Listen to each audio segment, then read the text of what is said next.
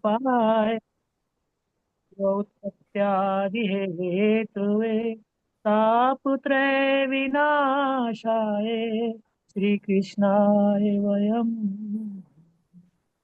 ओम ब्रह्मानंदम परम सुखदम केवलम ज्ञानमूर्तिम् द्वन्द्वतीतं गगन सदृशं तत्त्वमस्यादिलक्ष्यम् एकं नित्यं म्लाचरम्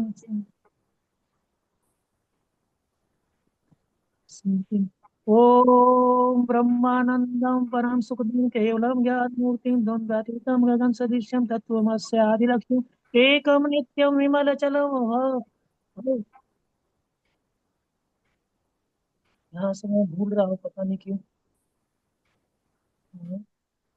चिदानंद भगवान की है, ये मैं भूल रहा हूँ। एक बार पुनः दोहरा देता हूँ, एक फिर स्मृति में लाता हूँ।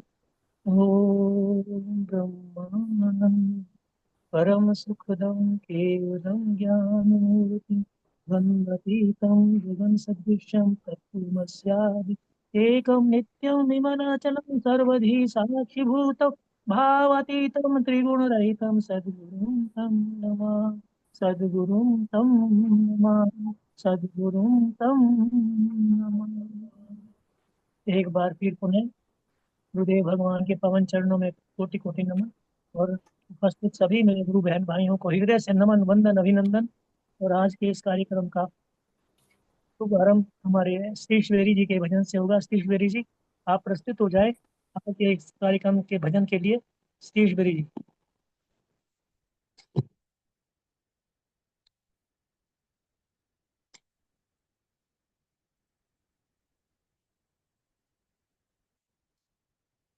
बिल्कुल यार,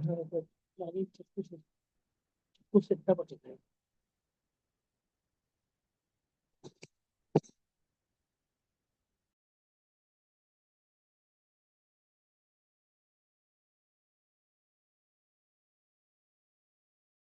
ईश्वरी ने भी ज्वाइन नहीं किया, तो कोई अन्य साधक सरिता डिंगरा जी। हाँ जी, एक एक मिनट में। हाँ जी, आती हाँ, मैं आती हूँ।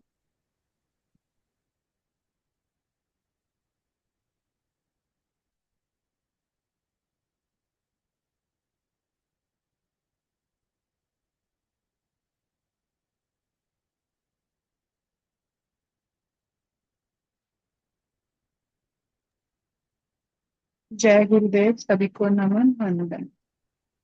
जय गुरुदेव। गुरुदेव भगवान की जय। आवाज आ रही? हाँ जी है। मुझे आत्मा ब्रह्म सदा कहने वाले, कैसे रसना गुरु तेरी महिमा गाले। मुझे आत्मा ब्रह्म सदा कहने वाले, कैसे रसना गुरु तेरी महिमा गाले। स्वप्न और सुषुप्ति का जानन हारा, जागृत का मुझसे बना है पसारा। स्वप्न और सुषुप्ति का जानन हारा, जागृत का मुझसे बना है पसारा। झुका सर तेरे दर पे खबर देने वाले, कैसे रसना गुरु तेरी महिमा गाले। मुझे आत्मा ब्रह्म सदा कहने वाले, कैसे रसना गुरु तेरी महिमा गाले। मैं ही ब्रह्मा विष्णु, मैं ही महेश, दिया सतगुरु तुमने मुझे ये संदेश, मैं ही ब्रह्मा विष्णु, मैं ही महेश, दिया सतगुरु तुमने मुझे ये संदेश। तुमने ही हटाए बादल अज्ञान के काले, कैसे रसना गुरु तेरी महिमा गाले।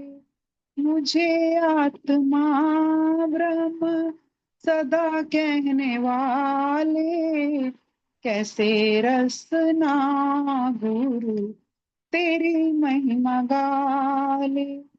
पांच कोश और तीन गुणों का मैं ज्ञाता, जन्म मरण में मैं कभी नहीं आता। पांच कोश और तीन गुणों का मैं ज्ञाता, जन्म मरण में मैं कभी नहीं आता। मेरे योग क्षेम का भार उठाने वाले, कैसे रसना गुरु तेरी महिमा गाले। मुझे आत्मा ब्रह्म सदा कहने वाले, कैसे रसना गुरु तेरी महिमा गाले। साक्षी हूँ मैं अपनी बुद्धि और मन का, नहीं वास्ता मुझसे कोई मेरे तन का। साक्षी हूँ मैं अपनी बुद्धि और मन का, नहीं वास्ता मुझसे कोई मेरे तन का। मुझे निज स्वरूप का पता देने वाले, कैसे रसना गुरु तेरी महिमा गाले। मुझे आत्मा ब्रह्म सदा कहने वाले, कैसे रसना गुरु तेरी महिमा गाले। गुरुदेव भगवान की जय। बहुत ही सुंदर भजन, सुंदर नहीं बल्कि पूरे वेदांत को छू लेने वाले शब्दों से भरा हुआ और भावों से भरा हुआ ये भजन सचमुच हमें अपनी खोज के लिए प्रेरित करता है। मुझे साक्ष्य, मुझे आत्मा और ब्रह्म कहने वाले, ये रचना आत्मा और ब्रह्म को कहीं देखा नहीं गया, वो देखे नहीं जा सकती, केवल अनुभूति होती है, अनुभव होता है। और अनुभव ऐसा अनुभव है जिसको, जिसके लिए शब्द बने ही नहीं, बन सकते ही नहीं। शब्द तो हमने बनाए हैं, पर वो जिसको जिसने सब कुछ बनाया है, उसे कौन, किन शब्दों में उनका, उसकी व्याख्या करें। बहुत ही जो है उसके उसके गुणगान कैसे करें। गुणगान करने की शक्ति हमारे में, शब्दों में तो नहीं है, भावों में तो है। भावों से हम कर सकते हैं, पर शब्दों में उसको व्याख्या नहीं कर सकते। यह अत्यंत सुंदर भजन, बहुत बहुत शुक्रिया। देखो लाइट बंद कर दी। कहीं फिल्म फिल्म से आया कर बंद कर देना। बस मूवी बस मूवी एक विशेष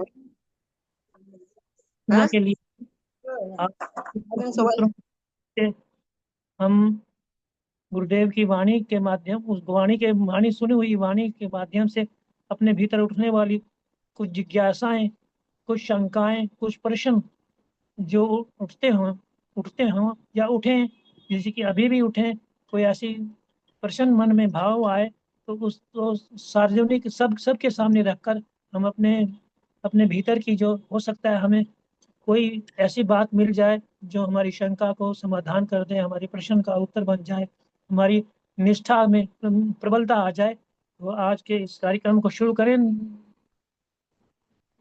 कुलदीप जी शुरू करें। जी हाँ जी।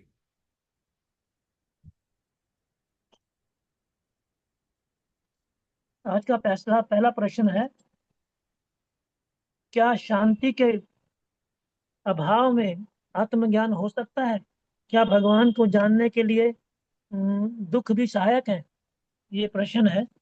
इस प्रश्न के उत्तर के लिए जो अपनी अभिव्यक्ति देना चाहे वो उनका निमंत्रण है कि क्या शांति के अभाव में, शांत नहीं हूँ मैं, अशांत हूँ, फिर भी क्या मैं भगवान जो है भगवान को प्राप्त कर सकता हूँ या आत्मज्ञान हो सकता है? और दूसरा ये कि क्या भगवान के जानने के लिए दुख सहायक हो सकते हैं, सहायक होते हैं?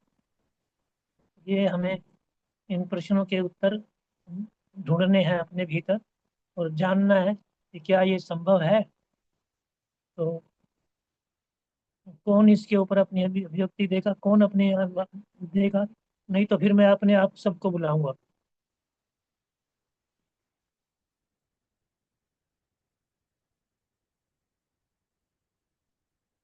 हर्षा बहन, आप आज इस प्रश्न के आपने प्रश्न सुन लिए हैं और प्रश्न के उत्तर अब सुझाएं कि क्या जो ये प्रश्न किया गया है उसको किस तरह से, किस दृष्टि से देखा जाए। जय गुरुदेव। गुरुदेव स्वामी जी, स्वामी जी प्रणाम। गुरुदेव भगवान के पूज्य चरणों में बारंबार प्रणाम करते हुए आप सब भाई बहनों को भी सादर नमन। आज का प्रश्न है, क्या शांति के अभाव से आत्मज्ञान हो सकता है? क्या भगवान को जानने में दुख सहायक होते हैं? जब तक शांति की प्राप्ति नहीं होती तब तक आत्मज्ञान नहीं हो सकता। जब तक हमारे अंदर ज्ञान नहीं, विवेक नहीं, वैराग्य नहीं, तब तक शांति आ भी नहीं सकती। हमारी कामना ही हमें दुखी करती है और शांति को भंग कर देती है। काम के पूरा होने पर लोभ होता है कि और चाहिए, और पूरा न होने पर क्रोध उपजता है, और क्रोध से ही बुद्धि का नाश हो जाता है, और बुद्धि के द्वारा ही हम परमात्मा को जान सकते हैं। आवश्यकताओं की पूर्ति तो आवश्यक है, परंतु कामना वाला व्यक्ति कभी कभी शांत नहीं हो सकता। ये कामना, ये वासना ही हमारे जन्म का हेतु है। आवाज आ रही है ना मेरी? हेलो, हाँ जी, हाँ जी। आ रही है। जब हमारे अंदर आनंद प्रकट होता है तो कामनाएं धीरे धीरे कम भी हो जाती है। भगवान को जानने में दुख सहायक होते हैं। कुंती भी हमेशा भगवान से दुख मांगती थी कि दुख में भगवान हमारे पास आ जाते हैं। ऐसे ही जब राजा दशरथ को दुख हुआ कि मेरी उम्र तो बड़ी हो गई है, परंतु अभी तक मुझे पुत्र की प्राप्ति नहीं हुई, इतने बड़े राज्य को कौन संभालेगा, तब वो अपने गुरुदेव के पास गए कि मुझे पुत्र रत्न की प्राप्ति होनी चाहिए। तब उन ऋषि ने जब पुत्रेष्टि यज्ञ करवाया, तब राजा दशरथ को पुत्रों की प्राप्ति हुई। सबसे पहले राम जी का जन्म हुआ, मतलब ऋषि की कृपा से राम यानी ज्ञान का उदय हुआ। फिर लक्ष्मण, भरत और शत्रुघ्न का जन्म हुआ, मतलब जब ज्ञान होता है तब विवेक, वैराग्य, मुमुक्षा सब आते हैं, यानी दुख भी भगवान पाने में सहायक होते हैं। इधर तो राम यानी ज्ञान का जन्म हुआ और ऋषि उनको विधेय जनक के पास ले गए, और वहां जानकी यानी सीता मैया यानी शांति मिली। सीता मैया को भी राक्षसों से छिपाना पड़ा। ऐसे ही हमारे काम, क्रोध, लोभ, मोह, अहंकार ये हमारी शांति छीन लेते हैं। अब गुरुदेव भगवान हमें समझा रहे हैं, तुम्हें अन्य बातों का दुख होता है पर ज्ञान के न होने का दुख होता है। कभी ऐसा लगता है कि अभी तक ब्रह्म ज्ञान से वंचित क्यों हूँ? गुर्जर भी ऐसे शिष्यों को ढूंढते हैं जिन्हें ज्ञान पाने की अभिलाषा हो। राम को सीता का वियोग होना आवश्यक था, क्योंकि जब मन में शांति नहीं होती तभी इंसान परमात्मा की तरफ झुकता है, और शांति पदार्थों से नहीं मिलती। जब ये भरोसा हो जाता है तभी हमारी यात्रा शुरू होती है। हमारे जीवन में दुख आते हैं ताकि हम परमात्मा से जुड़ सकें, पर हम इस मौके को भी गवाकर दुख में उसके साथ मिलकर दुखी होके बैठ जाते हैं। ऐसे नहीं कि दुख में सजग होकर परमात्मा से जुड़े, और दुख परमात्मा देता ही इसलिए है कि अन्य विकारों से धीरे धीरे हटकर मुझसे जुड़ते जाओ। बोलिए सदगुरुदेव भगवान की जय। बहुत सटीक,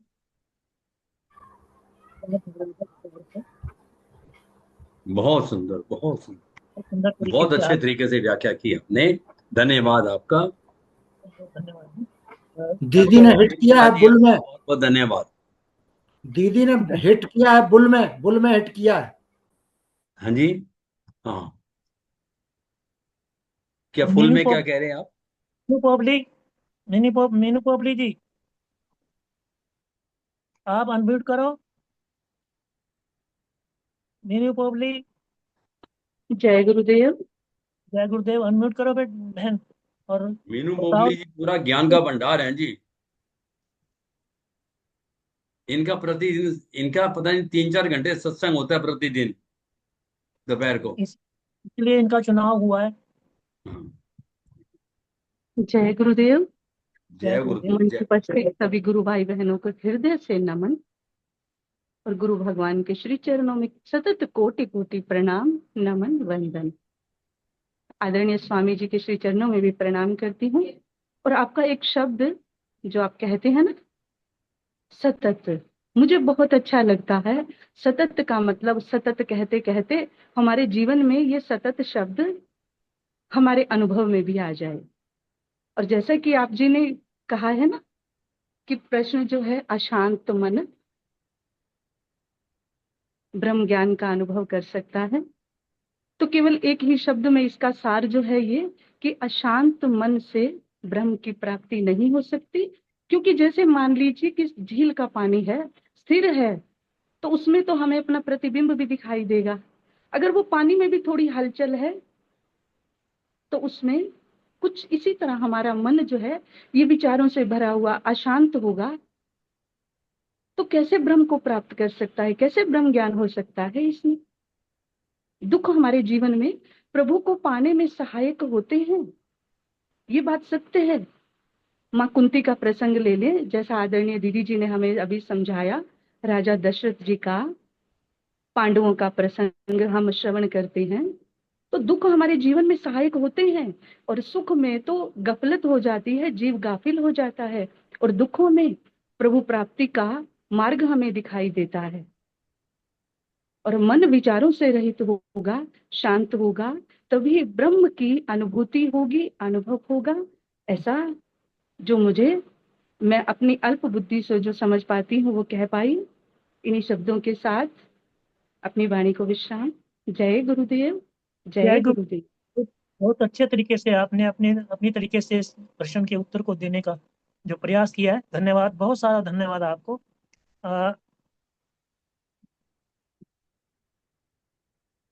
अब मैं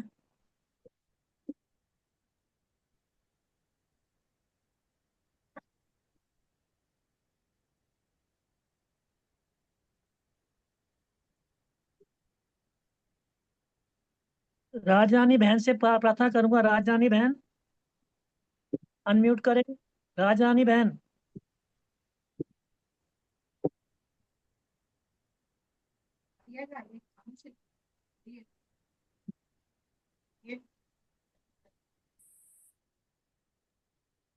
राजरानी बहन, जय गुरुदेव जी, जय गुरुदेव, प्रणाम स्वामी जी, प्रणाम। सुन जय लिया जी। प्रश्न? आपने सुन लिया या दोबारा बताऊं? मैं थोड़ा भोजन बना रही थी, पर मैं शॉर्ट में जरा सा 1-2 लाइनें बोल देती हूँ। सच बात है, जैसे अभी दीदी जी ने बताया है कामना के बारे में, मतलब जब तक हमारे अंदर कामना है तो हमें शांति मिल ही नहीं सकती। चाह चमारी चूड़ी अति नीचनते नीत, नीच तू तो पूर्ण ब्रह्म था यदि चाहना होती बीज। ये चाहना जो है हमारी अशांति का कारण है। और दुख वाली जो बात चली, कहते हैं सुख के माथे सिल पड़े ज्ञान गांठ का जाए, बलिहारी वाह दुख की जो पल पल नाम रटाए। जितना भी दुख आते हैं हमारे जीवन में, हमें परमात्मा की और भी नजदीकी मिलती है। मैं थोड़ा सा भोजन की व्यवस्था कर रही हूँ, मगर 2 लाइनें आपकी आज्ञा का पालन करते हुए ठीक है, कोई बोलिए। बात नहीं। बहन, बहुत बहुत शुक्रिया, जय शुक्रिया आपका। गुरुदेव, बहुत बहुत धन्यवाद आपका। जय गुरुदेव जी। हाँ जी, कमल पांडे जी, कमल पांडे जी, कमल पांडे जी, आप अपने जी। आप विचार रखें आज इसके प्रश्न के ऊपर। जय गुरुदेव, जय गुरुदेव। आवाज आ रही है? हाँ जी, आ रही है।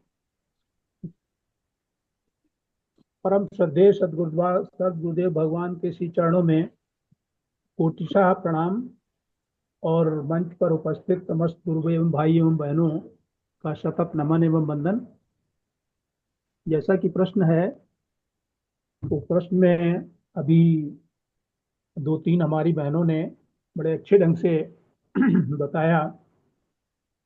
तो ये तो सत्य है कि जब तक शांति नहीं होगी, तो जब हमारा मन ही शांत नहीं होगा, तो हम अंतरात्मा का विचार कैसे कर पाएंगे? जब हम मन शांत नहीं होगा तो हम तो अशांति में इधर उधर बंदर की तरह उछल कूद करते रहेंगे, कभी इस कामना के पीछे, कभी लोभ के पीछे, कभी काम के पीछे, कभी क्रोध के पीछे। तो जो वास्तविक जो हमें ज्ञान प्राप्त करना है, या जो हमारा वास्तविक लक्ष्य है, या जो हमारा अंतरात्मा की आवाज है, उसकी तरफ हमारी निगाह ही नहीं जाएगी। और जैसे दीदी ने और भी बताया अभी कि जब दशरथ जी जो थे, वो जब दुख की बात आई, तो जिन्हें कि वो चौथापन जब आ गया, श्रवण समीप है स्थित केशा, जब कानों के पास के बाल दर्पण देख रहे थे, तो कानों के पास के बाल जब सफेद हुए, तब भी उन्हें यह जोश आया कि अब जो है वो हमारे पुत्र भी नहीं है। तो उसके लिए उन्होंने याचना की जा करके श्रृंगी ऋषि से। तो पुत्र के रूप में भी भगवान ने स्वयं अवतार लिया। और फिर भगवान भी जब गए वहां पर, जब राक्षसों को मारने के लिए, तब उन्होंने जो है वो माँ सीता को, ये यहाँ पर ये थोड़ा सा गुरुदेव का ही सब कहना है, गुरुदेव का अर्थ यहाँ पर, वहां पर जो है उन्होंने उसको शांति के रूप में लिया है कि अब उस शांति को उन्होंने कहा कि तब तुम करो अग्नि में वासा, कि अब तुम इस अग्नि में वास करो और तब मैं राक्षसों का वध कर पाऊंगा। फिर दूसरा ये है कि दुख सहायक होते हैं, तो ये तो नितांत सत्य है, शत प्रतिशत सत्य है कि दुख ही सहायक होते हैं। क्योंकि अगर दुख नहीं सहायक होंगे, तो अगर सुख में हम रमण करने लगे, तो ये सुख जो है वो हमें 84 लाख योनियों में ले जाएगा। ये सुख ही में तो सब रमण करते हैं। ये पशु पक्षी जो हैं, ये मनुष्य ज्यादा सुख में रमण करते हैं। मनुष्य को ही ये विवेक दिया हुआ है कि वो अगर कोई प्रतिकूल परिस्थिति आती है, तो वो उसको जगा भी सकती है और उसको और अंधकार में ले जा सकती है। ये दोनों, ये उसके अपने व्यक्तिगत जो उसका अपना स्वभाव है, उस पर डिपेंड करता है। लेकिन ज्यादातर तो यही सही है कि आध्यात्म मार्ग पर चलने वाले जो साधक हैं, वह, ये प्रमाण है शास्त्रों में भी कि उन्होंने भगवान से दुख ही मांगा। तो दुख मांगने के मतलब ये है कि अगर हमको दुख नहीं होगा, अब वो दुख तो तीन तरह के होते हैं, आदि दैविक, आदि भौतिक, और क्या नाम, भौतिक, भौतिक और तीन ताप होते हैं, दैहिक, दैविक, भौतिक। हाँ, तो दैहिक, दैविक, भौतिक, इन्हीं तापों को हम दुख मानते हैं। इनमें से कोई भी अगर एक हमारे पास हमसे होगा, तो जैसे माता कुंती ने मांगा और भी कईयों ने मांगा, तो वो जरूरी है इसके लिए। और जब तक वो नहीं होंगे, तब तक हमें जो है वो पूर्ण निष्ठा बन तो सकती है, लेकिन उसके लिए ये सहायक होते हैं। इन्हीं शब्दों के साथ मैं वाणी को विराम देता हूँ। जय गुरुदेव। बहुत धन्यवाद भाई साहब, आपने बहुत ही सुंदर शब्दों में आज के प्रश्न पर अपनी अभिव्यक्ति दी है। धन्यवाद। और मैं कुलदीप जी से निवेदन करूंगा, कुलदीप जी आप आज इस प्रश्न के ऊपर अपने भाव रखें। हाँ जी। जय गुरुदेव, जय गुरुदेव। सदगुरु भगवान को, सदगुरु भगवान के चरणों में दंडवत प्रणाम करते हुए मैं कुछ कहने का प्रयास करता हूं। वैसे बहुत अच्छे तरीके से हमारी बहन वर्षा जी ने कह दिया है, सबने बहुत अच्छे तरीके से इसको प्रश्न का उत्तर दिया है। लेकिन थोड़ा सा दो शब्द मैं कहने का प्रयास करता हूँ। हमारा प्रश्न क्या है कि क्या दुख भी अपने आप को जानने के लिए, भगवान को जानने के लिए सहायक होते हैं? हाँ, कहते जब हमें सब मिला है, ऐशो आराम है, सब कुछ है, धन दौलत है, तो आदमी भगवान को याद ही नहीं करता। होता क्या है, जब शांति का अभाव होता है, को ठोकर लगती है, तो तब क्या होता है? तब यात्रा शुरू होती है हमारी भगवान की ओर चलने की। शांति पाने के लिए काम, क्रोध, मोह, लोभ रूपी राक्षसों को वध करना पड़ेगा। ये है, जब हम इन चीजों से उठ जाएंगे तो हम भगवान को जान पाएंगे। कि कहते हैं, दुख का ना मिलना कोई उपाय नहीं है, दुख का ना देखना कोई उपाय नहीं है। दुख को पहले देखें, फिर उसे मिटाने का उपाय सोचेंगे। जैसे ताड़का रूपी राक्षस को मारना पड़ेगा, जिसके कारण मन के विकार, वासनाएं छुपी पड़ी हुई हैं। और इसी तरह जब भगवान कृष्ण और अर्जुन का वार्तालाप है गीता में, सबसे पहला अध्याय आता है विषाद योग। विषाद योग में अर्जुन ने अपने संकट, अपनी जो उसकी जो मुसीबत है, जो उसके दुख हैं, वो बताए हैं कि मैं लड़ना नहीं चाहता, मैं इसलिए नहीं लड़ना चाहता, मैं क्या, मेरे को ये वन संकर हो जाएगा, मैं उसमें मैं नर्क में चला जाऊंगा, ये सब बातें बताता है। तो भगवान कृष्ण ने उसका समाधान बताए हैं। जब दुख प्रकट करते हैं तो समाधान भी आते हैं। तो इसके बाद समाधान दिए, तो पूरा गीता इसके ऊपर आधारित है कि हमने, भगवान कृष्ण ने बताया कि इससे दुखों से बाहर कैसे आना है, सब उसकी युक्ति बताई हैं। तो इसी तरह जो लोग ये चीजें सुन के अपने दुखों में वहीं तक रह जाते हैं, जो विशाल योग तक ही रह जाते हैं, वो प्रभु को नहीं पा जाते। और जो इसको समझ के आगे अपना रास्ता खुद ढूंढते हैं, जहाँ सतगुरु के पास जाते हैं, तो वही इनको इसके ऊपर विजय पा सकते हैं। वहाँ गुरु जी कहते हैं कि मौत को कभी भूले ना। मौत याद करेंगे तो जिज्ञासा होगी। मौत जरूरी है भगवान को याद करने के लिए। मृत्यु केवल आत्मा को जानने के लिए जरूरी है। कोई कोई जागता है मौत को याद करके, सत्य को जानने की, आत्मा को जानने की, ब्रह्म को जानने की जिज्ञासा होती है जब हम अपनी मौत को याद करते हैं। आप किसी को कहते हैं कि तुम्हारी कल मृत्यु हो जाएगी, तुम्हारी एक हफ्ते में मृत्यु हो जाएगी, क्या वो कोई किसी के साथ गलत काम करेगा?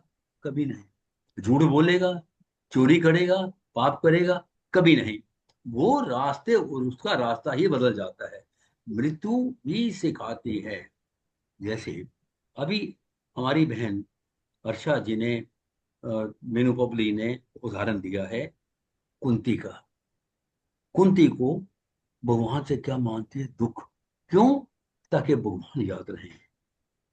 ऐसे दुखों की और भी बहुत ज्यादा उदाहरण हैं। जैसे द्रौपदी है, द्रौपदी ने जब भगवान को पुकारा, भगवान आए, प्रकट हुए। सबसे बड़ा उदाहरण इसमें है उत्तरा का,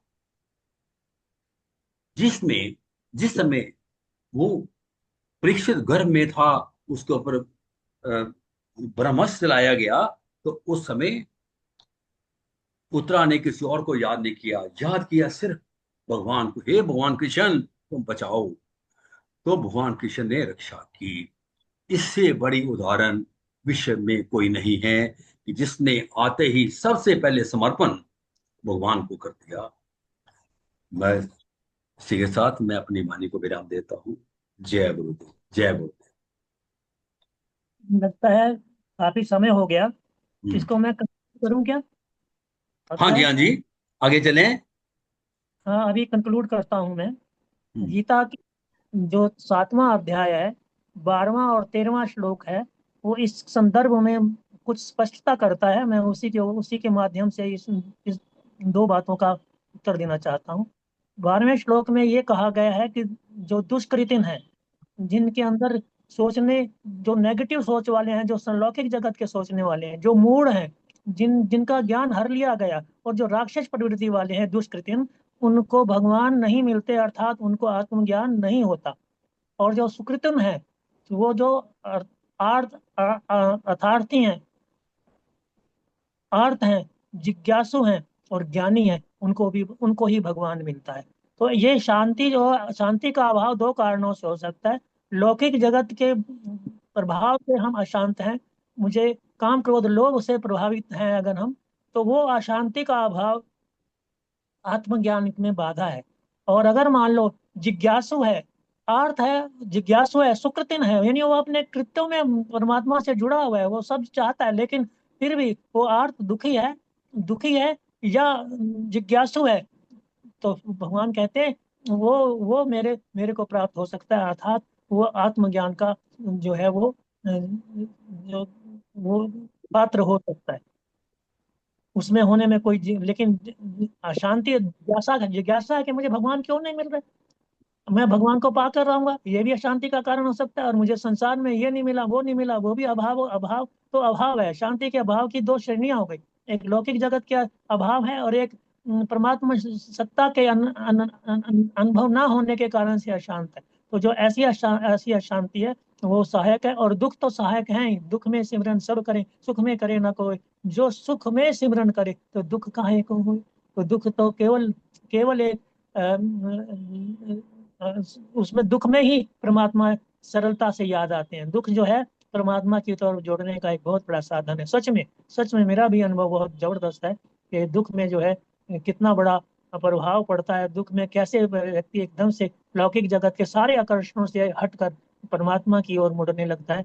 ये एक एक जगह नहीं, सब जगह, बहुत जगह। द्रौपदी का भी है। द्रौपदी भी जब भगवान को जब असहाय हो गई, देख लिया कि कोई सहायता नहीं कर रहा, तो फिर भगवान को याद किया तो तुरंत जो है भगवान मिल गए। ऐसे ही तुरंत अगर मान लो हम जिज्ञासु हैं और जिज्ञासा के कारण अशांत हैं, तो परमात्मा को जानने की इच्छा रखते हैं, तो डेफिनेटली वो भाव भी हमारे लिए सहायक सिद्ध हो सकता है। और दुख तो निश्चित रूप से भगवान को मिलाने का ही साधन है।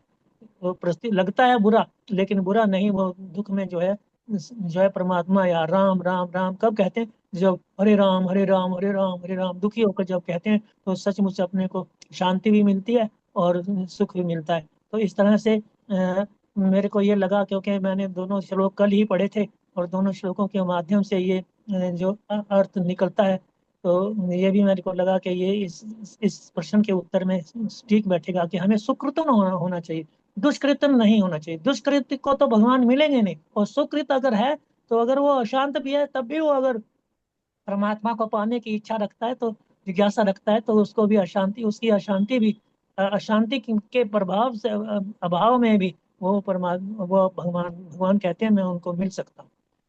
वो अभाव कितना है, कैसा है, तो वो दूसरी बात है। लेकिन मेरा अपना जो इन श्लोकों के माध्यम से जो अनुभव बना, मैंने अपने अनुभव के अनुरूप, अपने ज्ञान के अनुरूप या जानकारी के अनुरूप प्रस्तुत किया है। बाकी लोगों ने जैसे कहा कि अशांत को तो कभी आत्मज्ञान नहीं हो सकता, ये बात निश्चित है। अशांत व्यक्ति अगर मान लो लौकिक जगत के प्रभाव से है, तो उसको तो आत्मज्ञान होने की संभावना ही नहीं है। वो तो क्योंकि वो दुष्कृतिन है, और दुष्कृतिन है कि दुष्टता वाला प्रभाव है उसकी चेतना में, तो उसको तो नहीं मिलेगा, क्योंकि वो तो सोच भी, कल्पना भी नहीं कर सकता। तो आइए आज के इस प्रश्न को यहीं जो है विश्राम देकर अगले प्रश्न की ओर चलते हैं। छोटा सा प्रश्न है। हाँ जी स्वामी जी, आपने जी, गीता के कौन कौन से अध्याय का वो अपना कौन कौन श्लोक का उदाहरण दिया था? 7वें अध्याय का 12वां 13वां श्लोक है। 12वां 13वां? हाँ जी, आप पढ़ के देख लेना। एक सुकृतों वाला है, एक दुष्कृतों नहीं, वाला है। वही मैं देख रहा था। ठीक ठीक है। 16वां है, 7वें अध्याय का 16वां आज का श्लोक था जो। हाँ, ठीक है। 12वें में तो नहीं है, 12वें तो नहीं। 7वें अध्याय का 16वां श्लोक। नहीं, 16वां उससे पहले वाला दुष्कृतों वाला। हाँ, आज दुष्कृत वाला था ना भाई साहब, आज 16वें में दुष्कृत और सुकृत। वो 15 है, दुष्कृतम नामा दुष्कृत दुष्कृत में 15। हाँ, कल के में था, आज सुकृत है, आज 16 में सुकृत हाँ, का है। हाँ, ठीक है, आपने दुष्कृत। नहीं, ये नहीं है जी। हाँ, गीता वो है। हो सकता है। 12वां जो श्लोक है उसमें तो है जितने भी सात्विक भाव हैं और जितने भी राजस तथा तामस भाव हैं वे सब मुझसे ही होते हैं, ऐसा उनको समझो। 15वां है, वो 15वां है भाई जी, 12वां 15। 13 भी नहीं है। हाँ जी, मैं आप कौन सा बताएं रक्षा जी? 15वां? हाँ जी मैं जी हाँ 15वां और 16वां। हाँ 15वां जी और 16वां। दुष्कृत हाँ 15वां तो हाँ ये जी है, परंतु माया के द्वारा जिनका ज्ञान हारा गया है, यही वो कह देते हैं। वे ऊपर है अक्षर ना, ब्रह्म वाले आश्रय ऊपर लेने वाली वाले लाइन दुष्कृत। और मनुष्यों में महान नीच मैं तथा पाप कर्म करने वाले मूढ़ तो मनुष्य मेरे शरण नहीं होते। ये और और 16वां क्या है?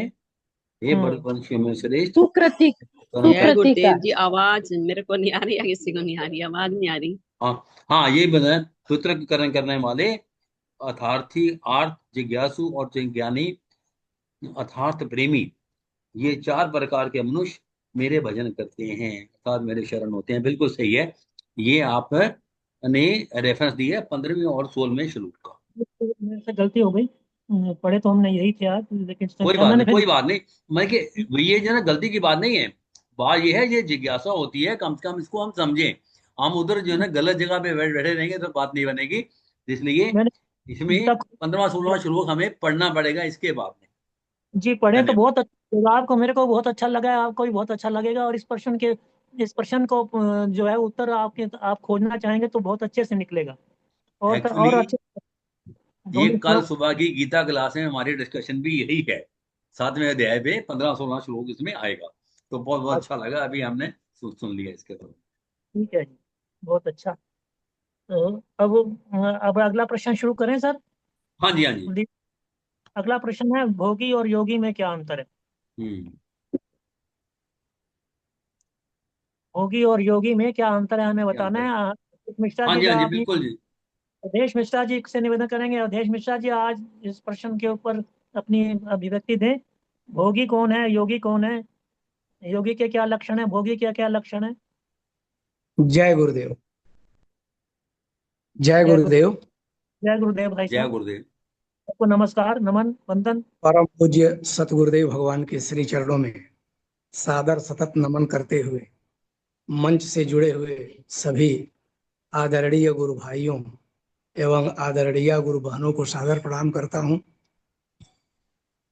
जैसा प्रश्न है, योगी और भोगी में क्या अंतर है?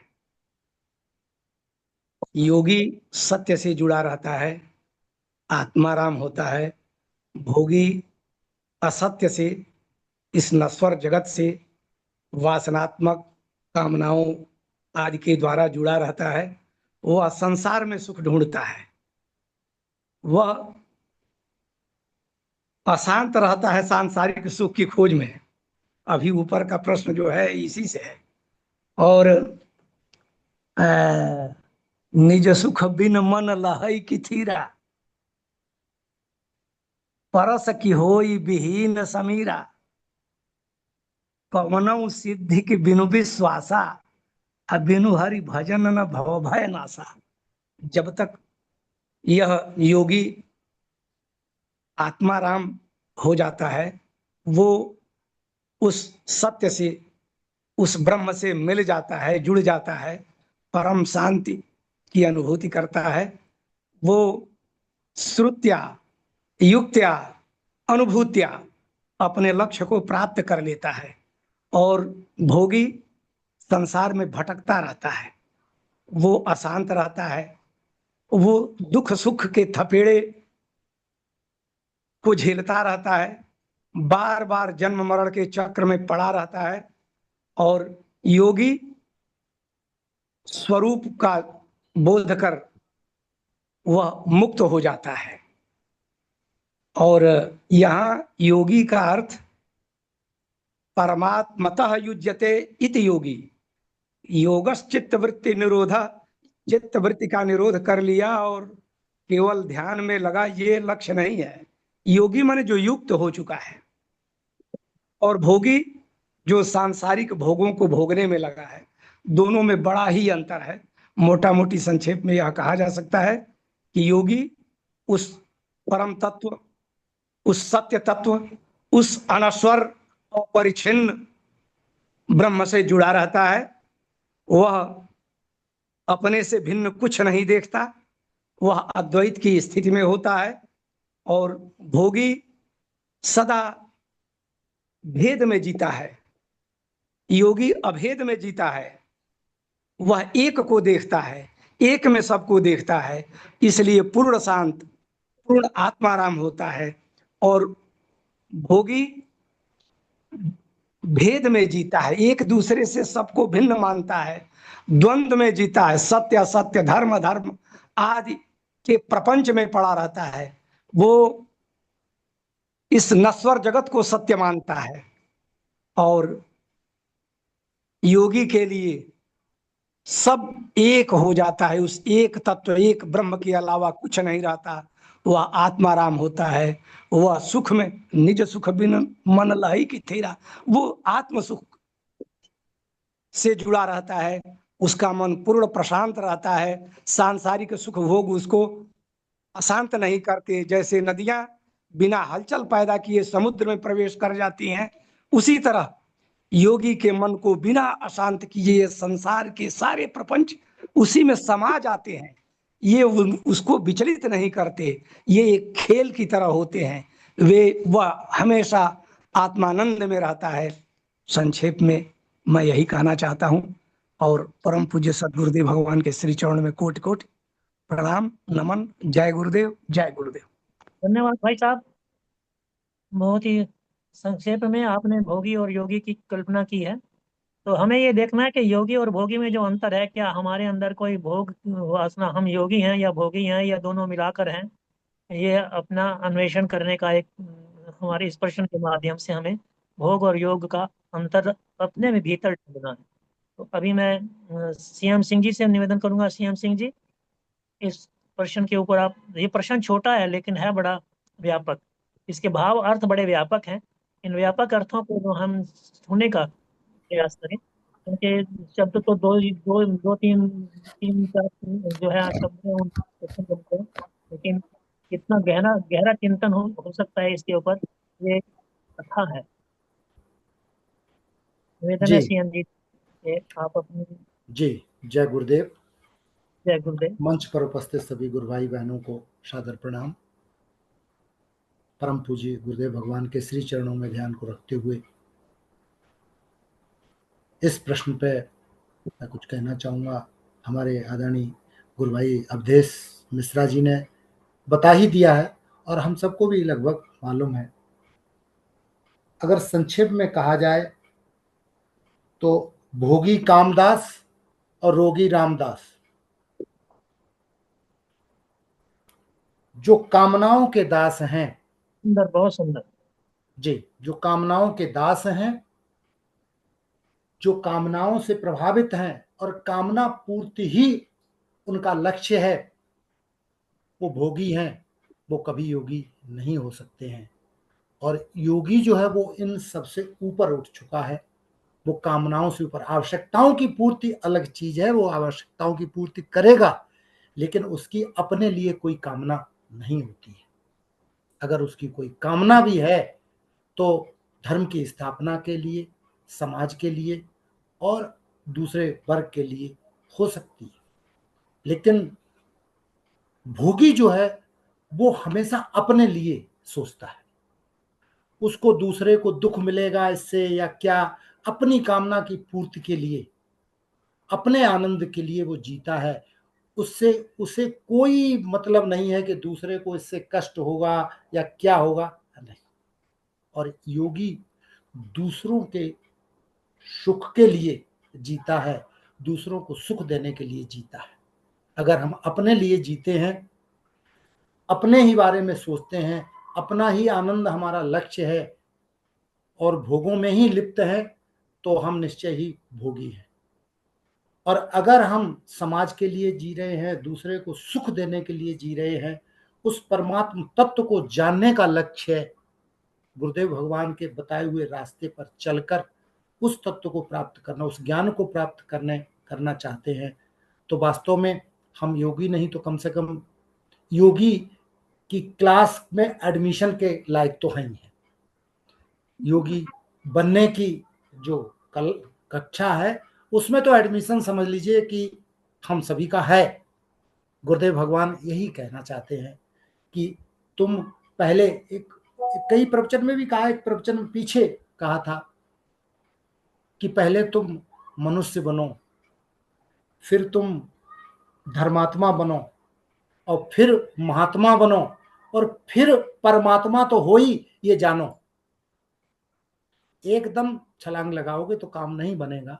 तो योगी सीधा सा बात है, जैसा कि सभी गुरु भाई जानते भी हैं, उन्होंने भी स्पष्ट किया है कि योगी का मतलब है जुड़ना। योग का मतलब होता है जुड़ना। योगी वही है, किससे जुड़ना? संसार से नहीं, परमात्म तत्व से, परमात्मा से योग जिसका हो गया वही योगी है।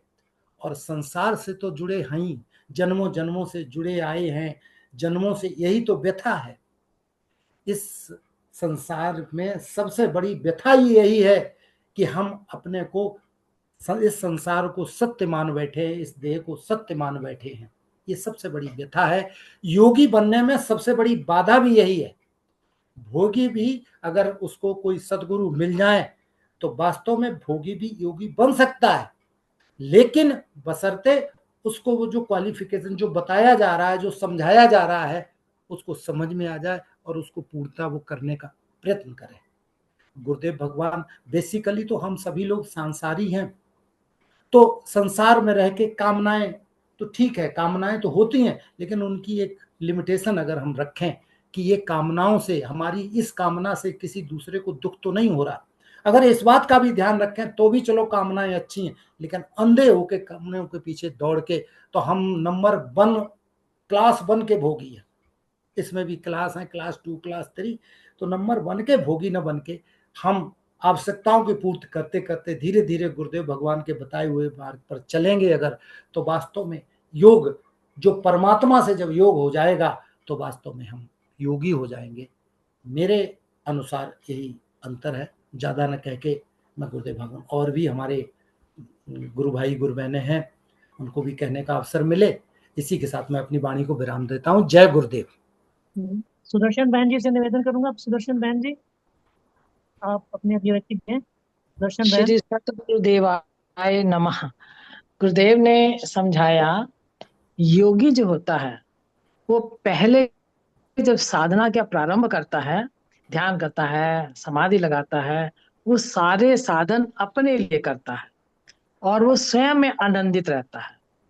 अब वो बल्कि अगर दूसरी भाषा में गुरुदेव ने कहा कि आनंद का वो स्वयं भोग करता है। भक्ति पहले शुरू में अपनी शांति के लिए करता है, अपनी मुक्ति के लिए करता है और अपने अंदर में मस्त रहता है।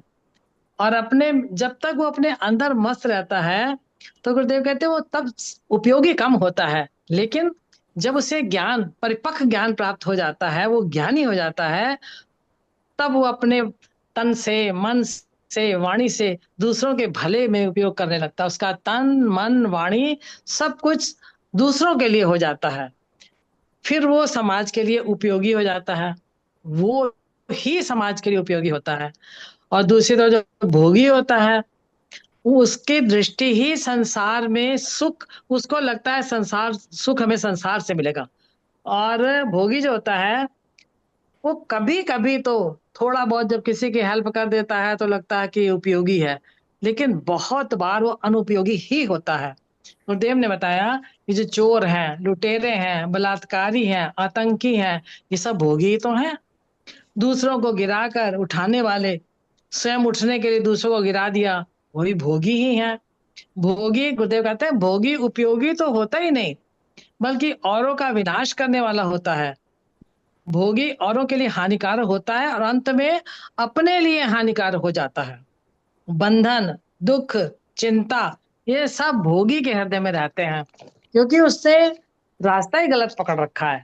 लेकिन जो भक्त होता है, जो योगी होता है, वो पहले अपने लिए उपयोगी होता है और अपना काम हो गया तो जो शेष बचा समय, शक्ति, सामर्थ, वो दूसरों के उपयोग में लगा देता है। भोगी का एंड रोग में होता है, पराधीनता में होता है।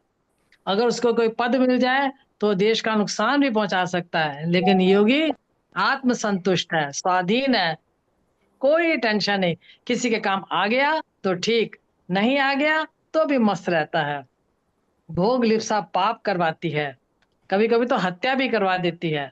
अपने बचने के लिए हम दूसरों को मार देते हैं, इसी इसी के अभिप्राय में तो सांप मार दिए, बिच्छू मार दिए, ये मुझे ना मार दे, मुझे ना हानि पहुंचाए। लेकिन योगी, उसे मालूम है मेरी तो मौत है ही नहीं, इसीलिए वो अहिंसक हो जाता है। वो उसके उसकी समझ में न मन से, न वाणी से, न शरीर से वो किसी को नुकसान नहीं पहुंचाता। ये अंतर है भोगी और योगी में। इसी के साथ मैं अपनी वाणी को विराम देती हूँ। श्री सद्गुरुदेवाय नमः। एक प्रश्न जो है कुलदीप जी और श्याम सिंह हाँ जी, जी। हमारे जी जसविंदर ने एक प्रश्न पूछा है, मेरे से पूछा था कल और कहा था कि इसको भी यहाँ रख दें। हाँ जी। जसविंदर सिंह कल्ची जी ने एक प्रश्न रखा था, वो हाँ जी। का उत्तर तो वहाँ हमने डिस्कस किया था, लेकिन वो कहते सबको ये बात सबको पता चले जो मुझको पता चली है। तो वो उनका हाँ जी, प्रश्न डिस्कस था, कीजिए। आत्मा क्या है, साक्षी क्या है, आत्मा क्या है, ब्रह्म क्या है। ये कौन कहता है कि मैं साक्षी हूँ, कौन कहता है कि मैं आत्मा हूँ, कौन कहता है कि मैं ब्रह्म हूँ। ये कहने वाला कौन है, मन है या कोई और है। तो ये बड़ा गहरा प्रश्न था, इसका हमने काफी देर तक डिस्कशन किया था और वो सेटिस्फाइड थे उससे। तो आप लोग अगर आज का समय मिलेगा तो ठीक है, नहीं तो ये सबके लिए एक विशेष प्रश्न है, सिर्फ नोट कर लें। साक्षी क्या है, कौन कहता है, साक्षी कौन कहता है, मैं साक्षी हूँ ये कौन कहता है, मैं आत्मा हूँ ये कौन कहता है, मैं ब्रह्म हूँ ये कौन कहता है, ये कहने वाला कौन है। इसको हम मन के माध्यम से बुद्धि कहती है, मन कहता है या अंतःकरण कहता है, कहाँ से, कौन सा ऐसा भाव है जिससे ये अनुभूति होती है। तो ये मेरा प्रश्न जो मैं कह रहा हूँ आप सब सुन रहे हैं ना। जी हाँ जी। हाँ जी जी। सुन लिया, जी सुन लिया। जी सुन लिया। ये जसवंदर सिंह जी ने बहुत कल ये प्रश्न पूछा था मेरे से, तो हमने डिस्कस किया था। तो अभी इससे जो अभी समय बाकी है, जो अभी चल रहा है, जो भोगी और योगी के जो बात चल रही है, इस पर हम बोले 2 लाइनें, 2-3 लाइनें हम बोल सकते हैं। रामतार गुप्ता जी से मैं करूँगा। रामतार गुप्ता जी, आप अपनी अपना अनुभव शेयर करें हमारे साथ। सरिता ढींगरा जी, स्वामी जी, सरिता ढींगरा जी कुछ कहना चाहती है। सरिता वो बोलो पूछ बेटा। रही थी, आपसे जी हाँ निवेदन जी, कर रही थी। हाँ जी, थोड़ा सा हमने लिखा था जी ढूंढ कर। जी जी जी हाँ जी। जी, जय गुरुदेव। योगी की भोगी की वृत्ति इंद्रियों द्वारा जगत में फैलती है और जिस जिस इंद्रिय का सुख ज्यादा लेता है उसके चिंतन में वह बार बार बाहर भटकता है। योगी अपनी वृत्ति को शांत करता है और भगत अपनी वृत्ति को भाव में लाता है। जितनी देर वृत्ति भाव में रही उतनी देर भगवान का भजन किया। लेकिन ज्ञानी वृत्ति को ना भोगों में लाने देता है, ना कुंठित होता है, ना भाव में आने देता है। सब वृत्तियों को सब वृत्तियों को आत्मा सब वृत्तियों को आत, ना कुंठित ना भाव में आने देता है। सब वृत्ति को आत्माकार भाव में लाकर वृत्ति ब्रह्माकार बनाकर वृत्तियों की भ्रांति को तोड़ देता है। वृत्तियां जिस चित्त से उठती हैं उस चित्त से ही पृथक हो जाता है। जय गुरुदेव। जैसे हमने थोड़ा ढूंढा था तो बहुत सुंदर, बहुत ही मार्मिक और बहुत ही सटीक आंसर है। इसे बहुत गहरी बातें कह गई हो तुम, बहुत धन्यवाद आपका। इस तरह से तुमने सोच कर ये सब बातें कही हैं। लगता है पहले वो अच्छे से स्वाध्याय किया है और फिर ये आज अचानक नहीं बोली हो, कुछ तैयारी करके बोली हो। हमने थोड़ा ढूंढ ढूंढ के लिखा है। वही ढूंढ कर ही वो तो लग ही रहा है कि ढूंढ के लिखा है, पर लिखा है, ढूंढा है, ये बहुत बड़ी बात है। तो ढूंढते भी नहीं है, वो तो देखते देखते जाएंगे। अब मैं स्वामी जी, जी जी स्वामी जी एक बात ये भी कह सकते हैं क्या कि जो योगी होता है उसका हर कर्म जो होता है निस्वार्थ भाव से होता है, जी और जो भोगी होता है वो हमेशा स्वार्थ के वशीभूत होके ही कर्म करता है। क्या ऐसा कह सकते हैं? हाँ, कह सकते हैं, ऐसा ही होता है, ऐसा ही होता है, क्योंकि जो योगी है उसका तो अपना कोई काम बाकी ही नहीं रहता। योगी तो जो है उसका अपना कोई काम नहीं रहता।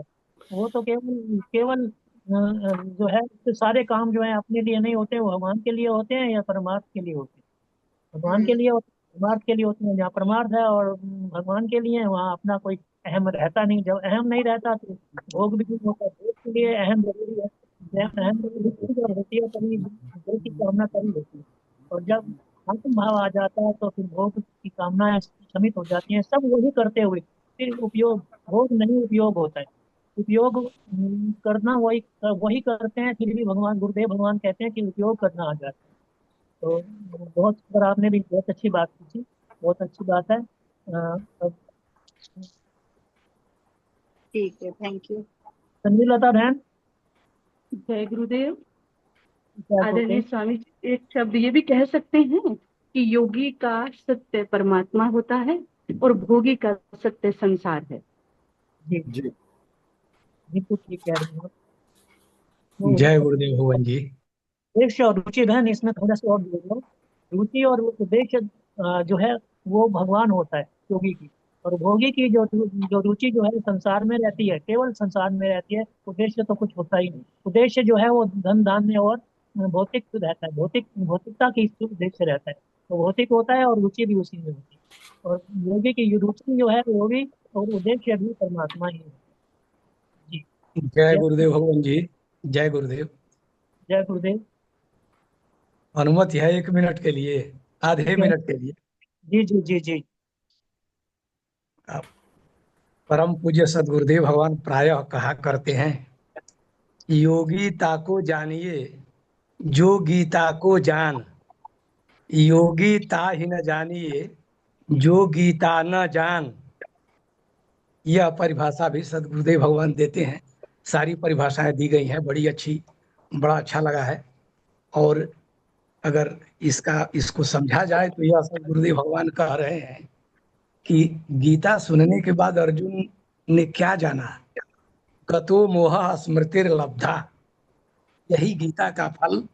अर्जुन ने कहा गतो मोह स्मृतिर लब्धा, मोह नष्ट हो गया, मैं कौन हूं इसे मैं जान गया। स्मृतिर लब्धा, अपने अपनी स्मृति जो मैं भूल गया था, भटक गया था मोह के कारण। मोह मोह का मतलब ही होता है सत्य से भटक जाना। मैं भटक गया था, मैं भूल गया था अपने स्वरूप को, और मोह मेरा नष्ट हो गया, मेरी स्मृति मुझे हो गई, मैं कौन हूं ये मैं जान गया। और यह सदगुरुदेव भगवान कहते हैं। जय गुरुदेव। जय गुरुदेव भाई साहब, बहुत बढ़िया। आपने जो है बहुत अच्छे से जो है भोगी और योगी के विषय में जो बात कही है। वे स्नेहलता बहन। जी भाई साहब प्रणाम। हाँ आशीर्वाद जी। मैं तो बस ज्यादा तो नहीं, 2 शब्द कहूंगी। एक बार गुरुदेव भगवान ने बोला था कि पतंजलि महाराज ने कहा योगा चित्तवृत्ति निरोधा, चित्त वृत्तियों का निरोध ही योग है।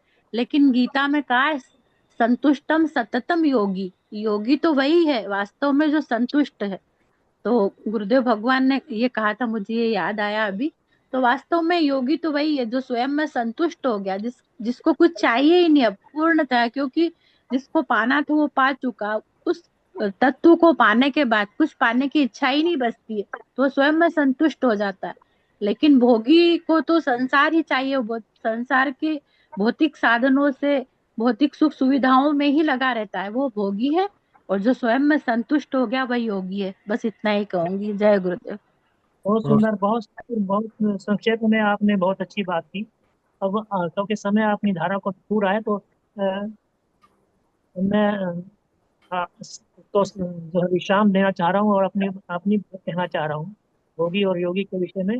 भोगी बनने के लिए कोई ट्रेनिंग नहीं लेनी पड़ती। भोगी बनना, भोगी लौकिक संसार में भोगी अपने आप बन जाता है व्यक्ति। लेकिन योगी बनने के लिए संसार से जो है एक संबंध विच्छेद करने की आवश्यकता होती है। उसके लिए ज्ञान की आवश्यकता होती है और गुरु की आवश्यकता। गुरु के बिना ज्ञान नहीं होता और ज्ञान के बिना योग नहीं सिद्ध होता। ये बहुत बड़ी बात है। और भोग के लिए तो भोगी बनने के लिए कुछ नहीं चाहिए होता। भोग तो सहज सहज सहज हमारी बुद्धि पकड़ लेती है। सहज इंद्रियों में, विषयों में सुख है, ये सहज हम जान लेते हैं। इसके लिए कहीं किसी गुरु की आवश्यकता नहीं होती। सारे गुरु जितने मिलते सब गुरु ही मिलते हैं, वो नई नई बातें सिखाते रहते हैं। और लेकिन जो योग युक्त होना है, योग युक्त होने का अभिप्राय एक तो शुभ चिंतक होना चाहिए, सुविचारक होना चाहिए, अच्छे विचार वाला हो, अच्छे चिंतन वाला, अच्छे प्रभाव वाला हो, अच्छे स्वभाव वाला हो, अच्छी आदतों वाला हो, तो निश्चित रूप से धीरे धीरे करके जो योग सिद्ध, जिसका योग सिद्ध हो जाता है वो निर्मम हो जाता है, निर्विकार हो जाता है, वो सत्य सत्य का दर्शन करता है, वो अपने आप में उस सत्य का अनुभव करता है, अनुभूति अप्रोक्ष, उसको अप्रोक्ष होता है सत्य, और वो सत्य उस योगी होकर भोगी, भोग की सब करते हुए, भोग करते हुए भी उपयोग, भोग जिसे हम वो भोग कह रहे हैं, योगी वो भी कर ले तब भी उसका भोग भोग नहीं होता, उसका उपयोग ही होता है।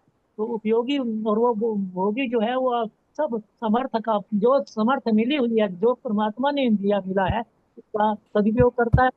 भोगी जो है जो मिला हुआ है, जो भी प्राप्त है उसका दुरुपयोग करता है, और दुरुपयोग करके अशांत रहता है, दुखी रहता है, क्रोधी हो जाता है, ये कई सारे अवगुण उसके अंदर आ जाते हैं। तो समाज के लिए, और समाज के लिए और अपने लिए दोनों के लिए अहितकर होता है। जो समय की धारा अपने छू रही है, योगी और भोगी में क्या अंतर है?